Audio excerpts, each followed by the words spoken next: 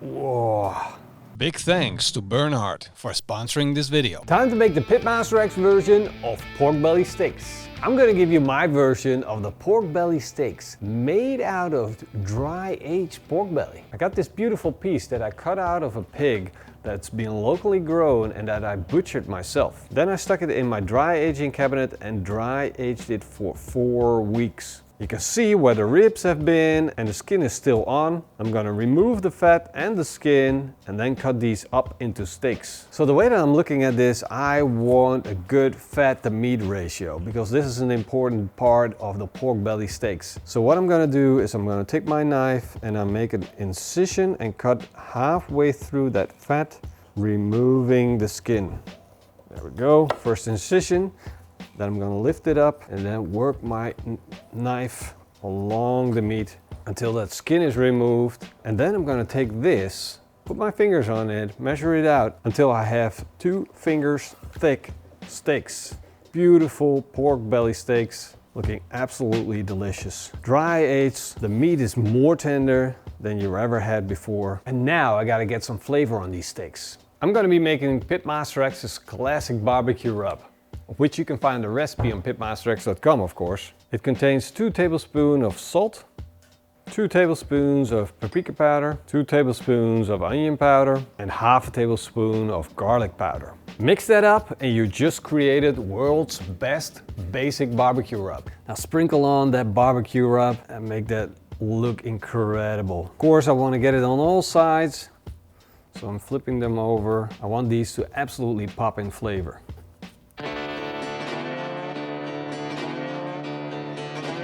Now that I got them all seasoned on every side and I got as much flavor on as I could possibly get them on, it's time to put them on the Burnhard smoker.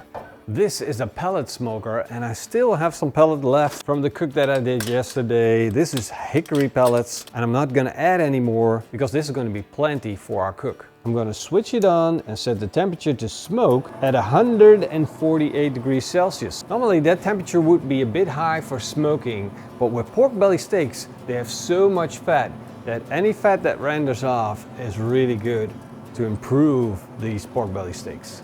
I'm gonna place them with the fat cap up, close the lid, and let the barbecue do its job.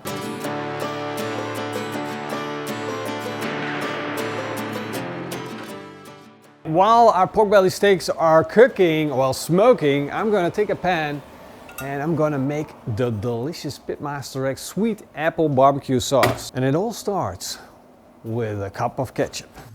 If you want this barbecue to be sweet, you're gonna use a 1/4 cup of apple juice, but instead I'm gonna use apple cider vinegar because that's gonna make it nice and sour and bring down the acidity in the pork while you're eating it. 1/4 cup of this will do the job, followed by a tablespoon of Worcester sauce, half a tablespoon of ground pepper, a tablespoon of PitmasterX's classic barbecue rub, a tablespoon of honey, and 3 tablespoons of sugar.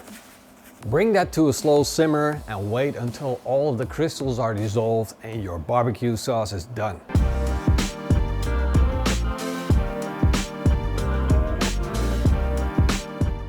Once I got a beautiful crust and a nice smoked dark outside on my pork belly steaks, I'm gonna take them off, put them in a tray, and cover them with barbecue sauce. Whoa.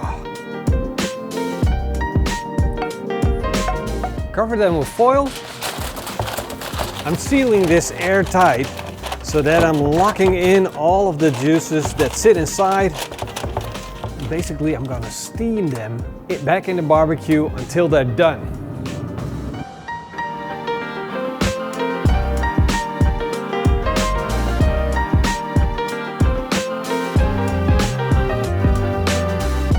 Pork belly steaks are done. We got a beautiful smoke ring on the inside, nice and juicy, and a little bit of barbecue sauce on top. This stuff, absolutely amazing.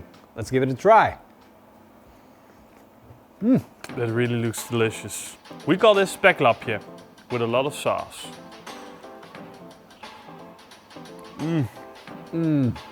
Falling apart, bacon-like flavors.